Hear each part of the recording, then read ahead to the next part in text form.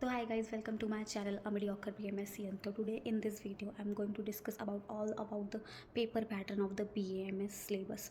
तो जो हमारा जो पूरा जो कोर्स होता है वो 5.5 साल का होता है, मोटी फीस लगती है, सिर की खपाई होती है एंड ऑल ऑफ दैट तो होता ही है। तो जो हमारा पेपर है वो कैसे होता है, तो जो हमारा जो 5.5 साल का कोर्स होता है वो डेढ़ साल में डिवाइड हुआ होता है। 3 प्रॉफ होते हैं, 1.5 साल का एक प्रॉफ होता है।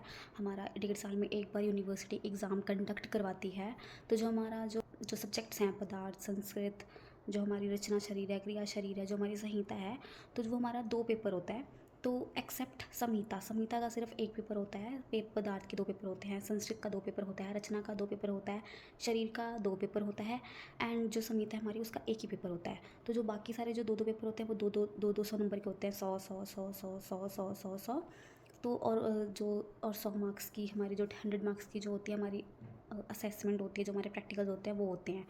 तो होता है ना कि हमें एक पेपर में हमें 50 नंबर लेके आना है, तो दूसरे पेपर में 50 लेके आना होता है। हमें ओवरऑल हमें हाफ नंबर चाहिए होते हैं, इसमें कोई वो नहीं है कि 45-40। आपको 50% मार्क्स लाने ही पड़ेंगे तभी आप पास होगे।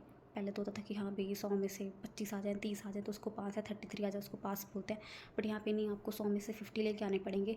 बट बाय चांस अगर आपके एक पेपर में 48, 42, 43 आते हैं और दूसरे पेपर में 63, 65, 40 आते हैं और अगर ओवरऑल आपका जो मार्क्स है वो 100 हो रहा होता है, तभी भी आप पास ही माने जाते हो।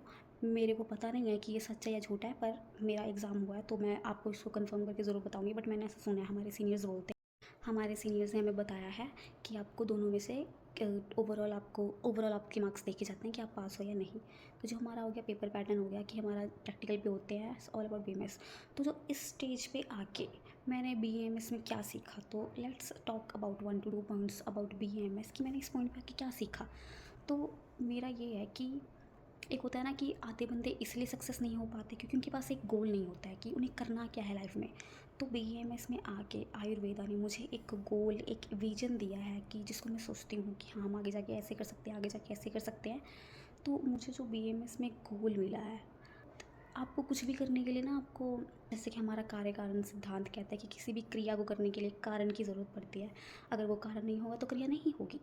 तो जो गोल होता है ना, अगर आपको लाइफ में सक्सेस होना, तो वो जो गोल होता है वो आपको चाहिए होता है और वो बहुत ही लोगों के पास नहीं होता है। तो थैंक यू BAMS मुझे ये गोल देने के लिए कि मुझे अपनी लाइफ में अपने जो वे ऑफ थिंकिंग है वो किस तरफ रखना है, किस तरह से सोचना है, आगे मेरा फ्यूचर क्या प्लान है, किस तरह से सोचना है, वो गोल देने के लिए। So thank you BAMS।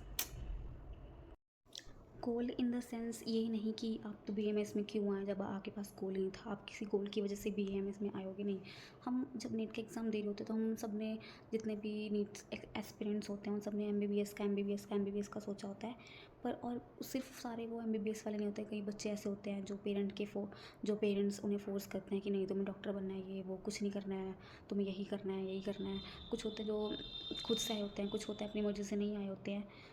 तो वो उन सबको एक एक डायरेक्शन देना, एक थिंकिंग चेंज करना कि हाँ हम एक अच्छी चीज़ में आए हैं, हम अच्छा कोर्स चूज़ किया है, उसको एक लाइट डालना उसके ऊपर कि जो हमारे जो अंधेरे होते हैं उसको दूर करना। That goal I am talking about. और हाँ, मैंने जितने भी हमारे जो अभी तक के पेपर हुए हैं उसके मैंने क्वेश्चन पेपर्स अपने चैनल पे डाले हैं, तो आप जाके उनको देखिए कि क्वेश्चंस कैसे कैसे आते हैं। जितने भी BAMS स्टूडेंट्स हैं जो टेंशन में है कैसा पेपर आएगा, कैसा पेपर नहीं आएगा, तो आपको स्ट्रेस नहीं लेना है। पता है सिलेबस बहुत ज़्यादा है, मैं पढ़ के हटी हूँ। बहुत ज़्यादा सिलेबस है, बहुत ज़्यादा है। और एक ये होता है कि क्या आएगा क्या नहीं आएगा, इतना सारा पढ़ना पड़ता है और उसमें से सिर्फ एक कोई चीज़ आती है। तो हाँ, है टफ। एंड हाँ, वन मोर थिंग कि आयुर्वेदा पे फोकस करो। आयुर्वेदा जो होती है पूरी उठ के आती है, पूरा पूरा चैप्टर 5-5 नंबर में उठ के आया होता है। आयुर्वेदा ही आपको मोर मार्क्स गेन करने में हेल्प करता है। आप ये सोचते हो कि हम तो मॉडर्न करेंगे, आयुर्वेदिक छोड़ देंगे, हम तो मॉडर्न वाले हैं, हम तो ये नहीं करेंगे, बट आयुर्वेदा ही आपको अच्छे मार्क्स दिलवाता है और वो हो भी जाती है ईजीली। तो focus more on Ayurveda. But don't take tension, अगर आपको अपना फ्यूचर ब्राइट करना है तो आपको, बोलते हैं ना कि ईंट बनने के लिए बहुत जलना पड़ता है।